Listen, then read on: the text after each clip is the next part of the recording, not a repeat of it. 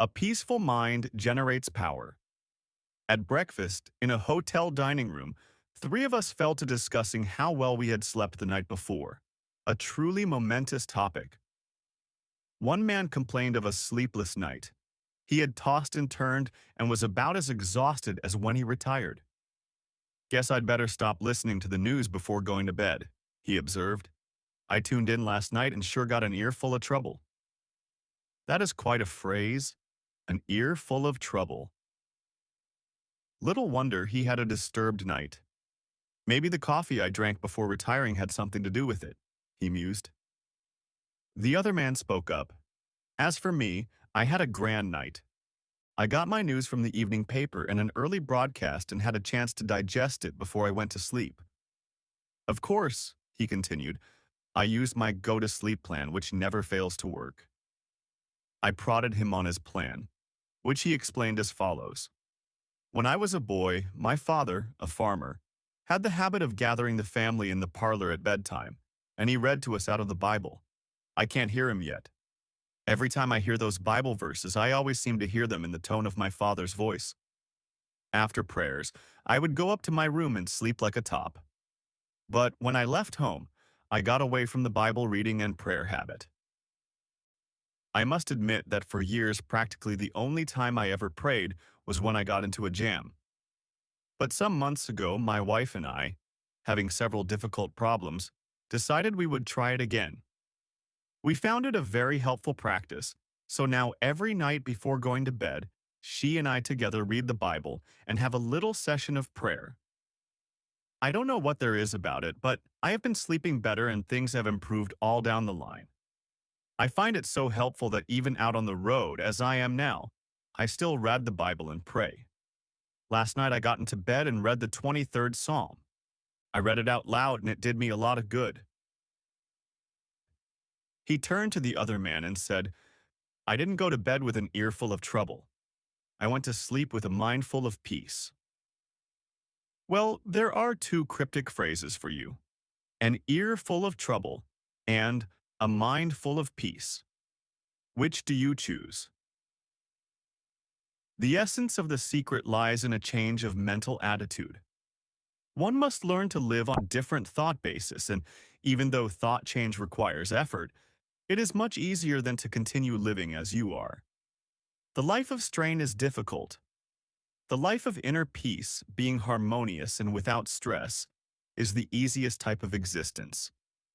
The chief struggle then in gaining mental peace is the effort of revamping your thinking to the relaxed attitude of acceptance of God's gift of peace. As an illustration of taking a relaxed attitude and therefore receiving peace, I always think of an experience in a certain city where I lectured one evening. Before going on the platform, I was sitting backstage going over my speech when a man approached and wanted to discuss a personal problem. I informed him that at the moment it was impossible to talk as I was just about to be introduced, and asked him to wait. While speaking, I noticed him in the wings nervously pacing up and down, but afterward he was nowhere about. However, he had given me his card, which indicated that he was a man of considerable influence in that city. Back at my hotel, although it was late, I was still troubled by this man, so I telephoned him. He was surprised at my call and explained that he did not wait because obviously I was busy. I just wanted you to pray with me, he said. I thought if you would pray with me, perhaps I could get some peace. There is nothing to prevent us from praying together on the telephone right now, I said. Somewhat in surprise, he replied, I have never heard of praying on the telephone. Why not? I asked. A telephone is simply a gadget of communication. You are some blocks from me, but using the telephone, we are together. Besides, I continued, the Lord is with each of us. He is at both ends of this line and in between. He is with you, and He is with me. All right, he conceded. I'd like to have you pray for me. So I closed my eyes and prayed for the man over the telephone, and I prayed just as though we were in the same room. He could hear and the Lord could hear. When I finished, I suggested, won't you pray? There was no response. Then, at the other end of the line, I heard sobbing, and finally, I can't talk, he said. Go on and cry for a minute or two and then pray, I suggested. Simply tell the Lord everything that is bothering you.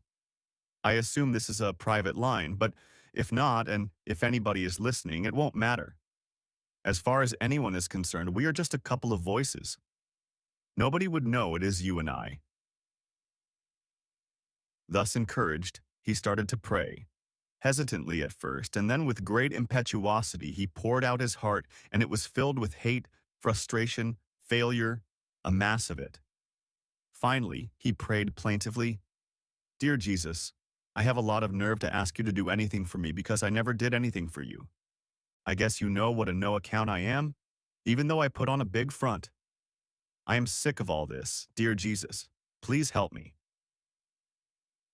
So I prayed again and asked the Lord to answer his prayer, then said, Lord, at the other end of the telephone wire, place your hand on my friend and give him peace. Help him now to yield himself and accept your gift of peace. Then I stopped, and there was a rather long pause, and I shall never forget the tone in his voice as I heard him say, I shall always remember this experience, and I want you to know that for the first time in months, I feel clean inside and happy and peaceful. This man employed a simple technique for having a peaceful mind. He emptied his mind, and he received peace as a gift from God. As a physician said, many of my patients have nothing wrong with them except their thoughts. So I have a favorite prescription that I write for some. But it is not a prescription that you can fill at a drugstore. The prescription I write is a verse from the Bible, Romans 12:2. I do not write out that verse for my patients. I make them look it up, and it reads, Be ye transformed by the renewing of your mind, to be happier and healthier. They need a renewing of their minds, that is, a change in the pattern of their thoughts. When they take this prescription, they achieve a mind full of peace. That helps to produce health and well-being. A primary method for gaining a mind full of peace is to practice emptying the mind. This will be emphasized in another chapter, but I mention it here to underscore the importance of frequent mental catharsis. I recommend mind emptying at least twice a day, more often if necessary. Practice emptying your mind of fears, hates, insecurities, regrets, and guilt feelings. The mere fact that you consciously make this effort to empty your mind tends to give relief. Haven't you experienced a sense of release when you have been able to pour out to somebody whom you can trust with worrisome matters that lay heavy upon the heart? As a pastor, I have often observed how much it means to people to have someone to whom they can truly and in confidence tell everything troubling their minds. I conducted a religious service on board the SS Lurline on a recent voyage to Honolulu. In the course of my talk, I suggested that people who were carrying worries in their minds might go to the stern of the vessel and imaginatively take such anxious thoughts out of their minds, drop them overboard, and watch them disappear in the wake of the ship. It seems an almost childlike suggestion, but a man came to me later that day and said, I did as you suggested, and am amazed at the relief it has given me. During this voyage, he said, every evening at sunset I am going to drop all my worries overboard until I develop the psychology of casting them entirely out of my consciousness. Every day I shall watch them disappear in the great ocean of time. Doesn't the Bible say something about forgetting those things that are behind? The man to whom this suggestion appealed is not an impractical sentimentalist. On the contrary, he is a person of extraordinary mental stature and an outstanding leader in his field. Of course, emptying the mind is not enough. When the mind is emptied, something is bound to enter. The mind cannot long remain a vacuum. You cannot go around permanently with an empty mind. I admit that some people seem to accomplish that feat, but by and large, it is necessary to refill the emptied mind, or the old, unhappy thoughts that you have cast out will come sneaking in again. To prevent that from happening, immediately start filling your mind with creative and healthy thoughts. Then, when the old fears, hates, and worries that have haunted you for so long try to edge back in, They will, in effect, find a sign on the door of your mind reading occupied. They may struggle for admission, for having lived in your mind for a long time, they feel at home there. But the new and healthy thoughts that have taken in will now be stronger and better fortified, and therefore able to repulse them. Presently, the old thoughts will give up altogether and leave you alone. You will permanently enjoy a mind full of peace. At intervals during the day, practice thinking a carefully selected series of peaceful thoughts. Let mental pictures of the most peaceful scenes you have ever witnessed pass across your mind, as, for example, some beautiful valley filled with the hush of evening time, as the shadows lengthen and the sun sinks to rest. Or recall the silvery light of the moon falling upon rippling waters, or remember the sea washing gently upon soft shores of sand. Such peaceful thought images will work upon your mind as a healing medicine. So now and then, during every day, allow motion pictures of peace slowly to cross your mind. Practice the technique of suggestive articulation, that is, repeat audibly some peaceful words. Words have profound suggestive power, and there is healing in the very saying of them. Utter a series of panicky words, and your mind will immediately go into a mild state of nervousness. You will perhaps feel a sinking in the pit of your stomach that will affect your entire physical mechanism. If, on the contrary, you speak peaceful, quieting words, your mind will react peacefully. Use such a word as tranquility. Repeat that word slowly several times. Tranquility is one of the most beautiful and melodic of all English words, and the mere saying of it tends to induce a tranquil state. Another healing word is serenity. Picture serenity as you say it. Repeat it slowly and in the mood of which the word is a symbol.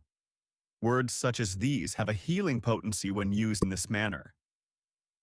It is also helpful to use lines from poetry or passages from the scriptures.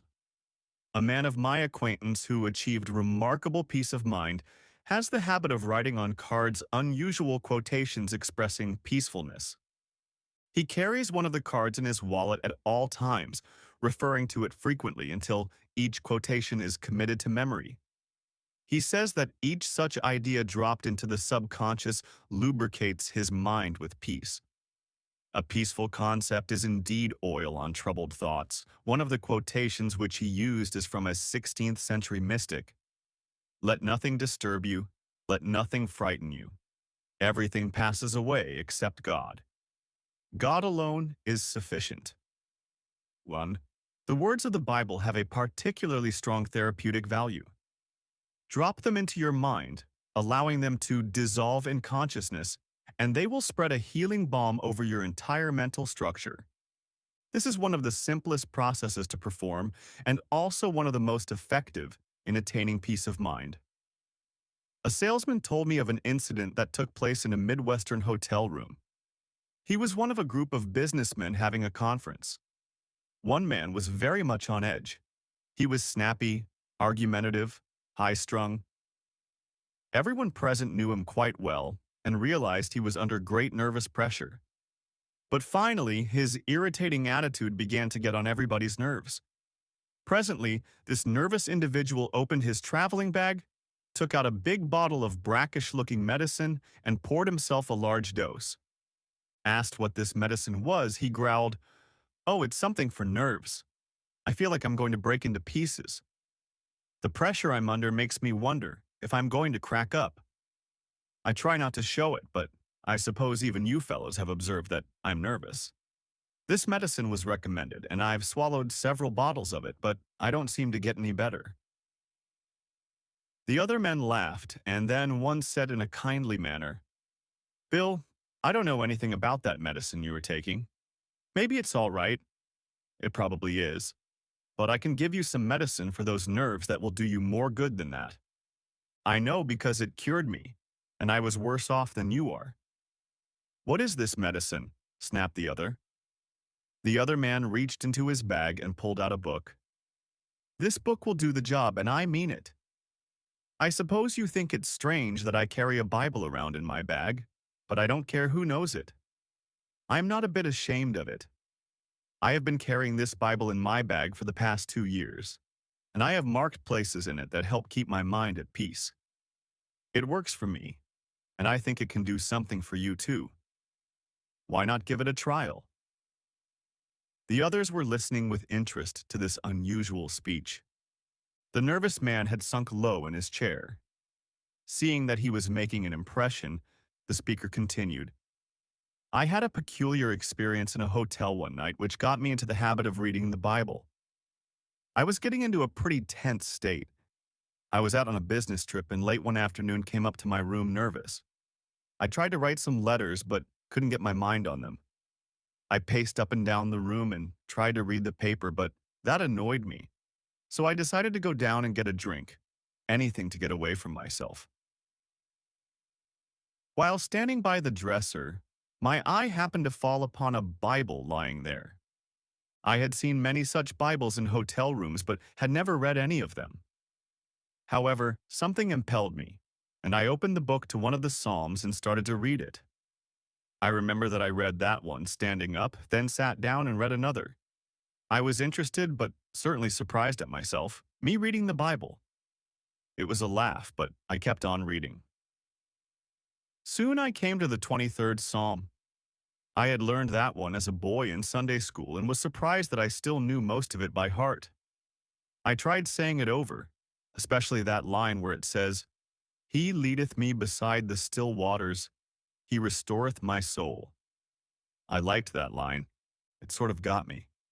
I sat there repeating it over and over, and the next thing I knew, I woke up. I had dropped off to sleep and slept soundly. I slept only about 15 minutes, but upon awakening was as refreshed and rested as if I'd had a good night's sleep. I can remember yet the wonderful feeling of complete refreshment. Then I realized that I felt peaceful and said to myself, isn't it strange? What is wrong with me that I have missed something as wonderful as this? So after that experience, he said, I bought a Bible, a little one I could put in my bag, and I've been carrying it ever since. I honestly like to read it, and I'm not nearly so nervous as I used to be. So, he added, try that, Bill, and see if it doesn't work. Bill did try it, and he kept on trying it. He reported that it was a bit strange and difficult for him at first, and he read the Bible on the sly when nobody was around. He didn't want to be thought holy or pious, but now he says he brings it out on trains and planes or any old place and reads it, and it does him a world of good. I no longer need to take nerve medicine, he declared. This scheme must have worked in Bill's case, for he is easy to get along with now. His emotions are under control. These two men found that getting peace of mind isn't complicated. You merely feed your mind with thoughts that cause it to be peaceful. To have a mind full of peace, merely fill it full of peace. It's as simple as that. There are other practical ways by which you can develop serenity and quiet attitudes. One way is through your conversation. Depending upon the words we use and the tone in which we use them, we can talk ourselves into being nervous, high-strung, and upset. We can talk ourselves into either negative or positive results. Through our speech, we can also achieve quiet reactions. Talk peaceful to be peaceful. In a group, when the conversation takes an upsetting trend, try injecting peaceful ideas into the talk. Note how it counteracts the nervous tensions. Conversation filled with expressions of unhappy expectation, at breakfast, for example, often sets the tone of the day. Little wonder things turn out according to the unhappy specifications. Negative. Conversation adversely affects circumstances. Certainly, talk of a tense and nervous nature enhances inner agitation. On the contrary, start each day by affirming peaceful, contented, and happy attitudes, and your days will tend to be pleasant and successful. Such attitudes are active and definite factors in creating satisfactory conditions. Watch your manner of speech, then, if you wish to develop a peaceful state of mind. It is important to eliminate from conversations all negative ideas, for they tend to produce tension and annoyance inwardly. For example, when you're with a group of people at a luncheon, do not comment that the communists will soon take over the country. In the first place, communists are not going to take over the country, and by so asserting, you create a depressing reaction in the minds of others. It undoubtedly affects digestion adversely. The depressing remark colors the attitude of all present, and everyone goes away with a perhaps slight but definite feeling of annoyance. They also carry away with them a mild but definite feeling that something is wrong with everything. There are times when we must face these harsh questions and deal with them objectively and vigorously, and no one has more contempt for communism than I have. But as a general thing to have peace of mind, fill your personal and group conversations with positive, happy, optimistic, satisfying expressions. The words we speak have a direct and definite effect on our thoughts. Thoughts create words, for words are the vehicles of ideas. But words also affect thoughts and help to condition, if not to create attitudes. What often passes for thinking starts with talk.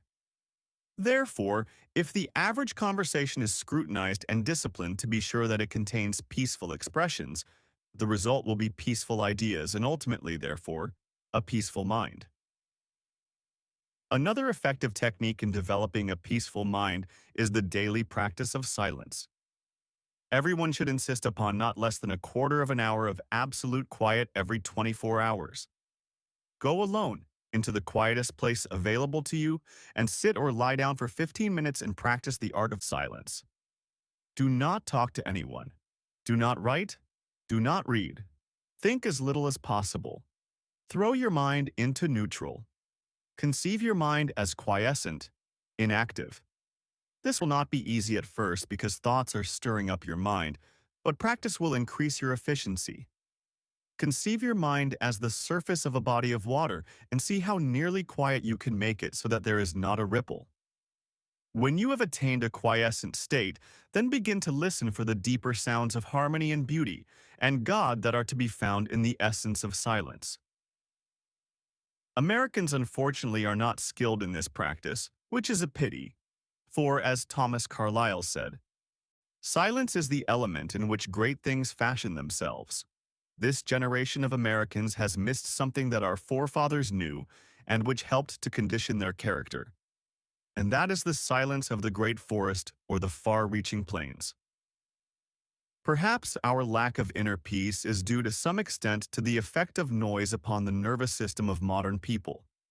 Scientific experiments show that noise in the place where we work, live, or sleep reduces efficiency to a noticeable degree. Contrary to popular belief, it is doubtful if we ever completely adjust our physical, mental, or nervous mechanisms to noise. No matter how familiar a repeated sound becomes, it never passes unheard by the subconscious. Automobile horns, the roar of airplanes, and other strident noises result in physical activity during sleep. Impulses transmitted to and through the nerves by these sounds cause muscular movements that detract from real rest. If the reaction is sufficiently severe, it partakes like a shock. On the contrary, silence is a healing, soothing, healthy practice. Star Daily says, "No man or woman of my acquaintance who knows how to practice silence and does it has ever been sick to my knowledge.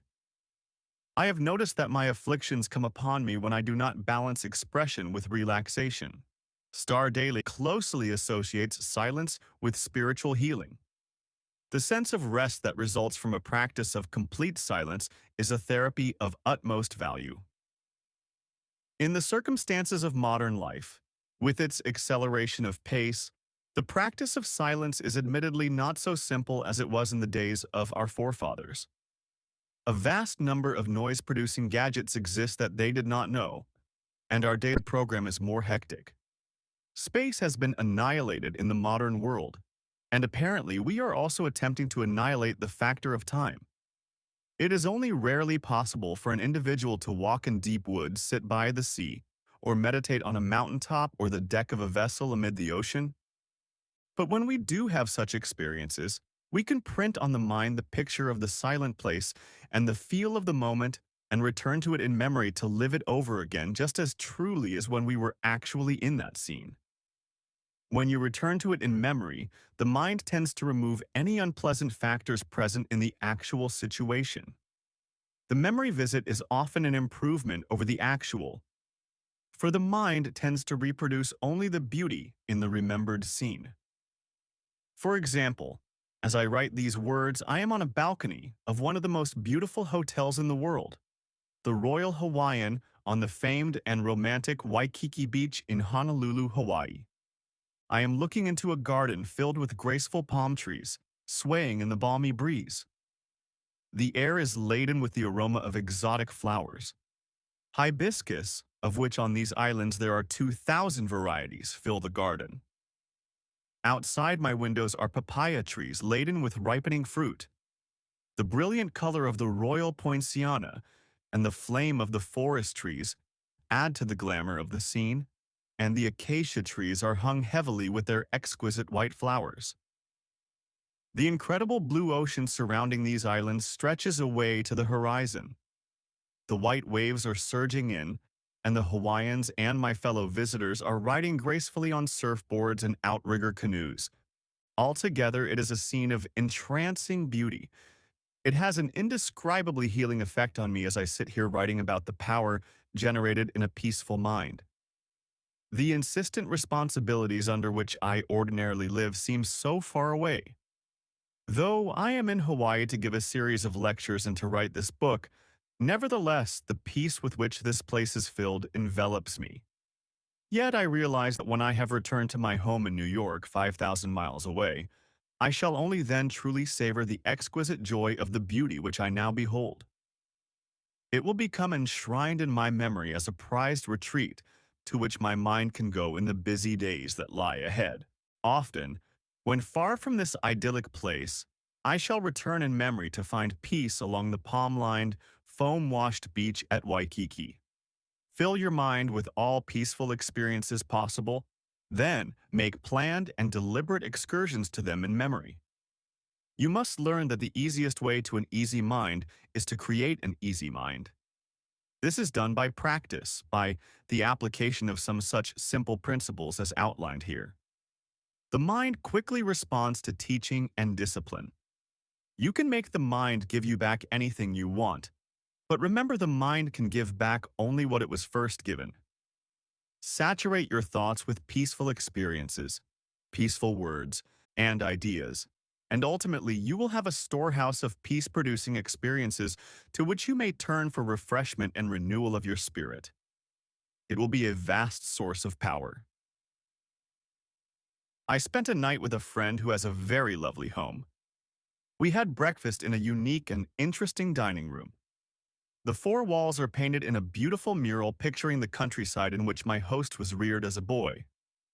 It is a panorama of rolling hills, gentle valleys, and singing streams, the latter clean and sun-speckled and babbling over rocks. Winding roads meander through pleasant meadows. Little houses dot the landscape. In a central position is a white church, surmounted by a tall steeple. As we breakfasted, my host talked of this region of his youth, pointing out various points of interest in the painting around the wall. Then he said, "Often as I sit in this dining room, I go from point to point in my memory and relive other days. I recall, for example, walking up that lane as a boy with bare feet, and I can remember yet how the clean dust felt between my toes. I remember fishing in that trout stream on many a summer afternoon and coasting down those hills in the wintertime. There is the church I attended as a boy." He grinned and said, "I sat through many a long sermon in that church, but gratefully recalled to mind the kindliness of the people and the sincerity of their lives. I can sit here and look at that church and think of the hymns I heard there with my mother and father as we sat together in the pew. They are long buried in that cemetery alongside the church, but in memory, I go and stand by their graves and hear them speak to me as in days gone by. I get very tired and sometimes am nervous and tense. It helps to sit here and go back to the days when I had an untroubled mind when life was new and fresh. It does something for me. It gives me peace. Perhaps we all cannot have such murals on the dining room walls, but you can put them around the wall of your mind. Pictures of the most beautiful experiences of your life. Spend time among the thoughts that these pictures suggest. No matter how busy you may be or what responsibilities you carry, this simple, rather unique practice, having proved successful in many instances, may have a beneficial effect on you. It is an easily practiced, easy way to a peaceful mind. There is a factor in the matter of inner peace which must be stated because of its importance. Frequently, I find that people who are lacking in inner peace are victims of a self-punishment mechanism. At some time in their experience, they have committed a sin, and the sense of guilt haunts them. They have sincerely sought divine forgiveness, and the good Lord will always forgive anyone who asks him and who means it. However, there is a curious quirk within the human mind whereby sometimes an individual will not forgive himself. He feels that he deserves punishment and therefore is constantly anticipating that punishment. As a result, he lives in a constant apprehension that something is going to happen. To find peace under these circumstances, he must increase the intensity of his activity. He feels that hard work will give him some release from his sense of guilt. A physician told me that in his practice, several cases of nervous breakdown were traceable to a sense of guilt for which the patient had unconsciously attempted to compensate by hectic overwork. The patient attributed his breakdown not to the sense of guilt, but to his overworked condition. But, said the physician, these men need not have broken down from overwork if first the sense of guilt had been fully released. Peace of mind under such circumstances is available by yielding the guilt as well as the tension it produces to the healing therapy of Christ. At a resort hotel where I had gone for a few days of quiet writing, I encountered a man from New York whom I knew slightly. He was a high-pressured, hard-driving, and exceedingly nervous business executive. He was sitting in the sun in a deck chair. At his invitation, I sat down and chatted with him. "I'm glad to see you relaxing in this beautiful spot," I commented. He replied nervously, "I haven't any business being here. I have so much work to do at home. I'm under terrible pressure. Things have got me down. I'm nervous and can't sleep. I'm jumpy. My wife insisted that I come down here for a week. The doctors say there's nothing wrong with me if I just get to thinking right and relax." "But how in the world do you do that?" he challenged. Then he gave me a piteous look. "Doctor," he said, "I would give anything if I could be peaceful and quiet. It's what I want more than anything in this world." We talked a bit, and it came out in the conversation that he was always worrying that something sinister was going to happen. For years, he had anticipated some dire event, living in constant apprehension about something happening to his wife, his children, or his home. It was not difficult to analyze his case. His insecurity arose from a double source, from childhood insecurities and later guilty experiences. His mother had always felt that something was going to happen, and he had absorbed her anxiety feelings. Later, he committed some sins, and his subconscious mind insisted upon self-punishment. He became a victim of the mechanism of self-punishment. As a result of this unhappy combination, I found him this day in a highly inflamed state of nervous reaction. Finishing our conversation, I stood beside his chair for a moment. There was no one near, so I rather hesitantly suggested, "Would you by any chance like me to pray with you?" He nodded, and I put my hand on his shoulder and prayed, "Dear Jesus, as you healed people long ago and gave them peace, heal this man now. Give him full of thy forgiveness. Help him to forgive himself. Separate him from all his sins and let him know that you do not hold them against him. Set him free from them. Then let thy peace flow into his mind and his soul and his body." He looked up at me with a strange look on his face and then turned away, for there were tears in his eyes and he didn't want me to see them. We were both a bit embarrassed and I left him. Months later, I met him, and he said, Something happened to me down there that day when you prayed for me. I felt a strange sense of quietness and peace, and, he added, healing. He goes to church regularly now, and he reads the Bible every day of his life.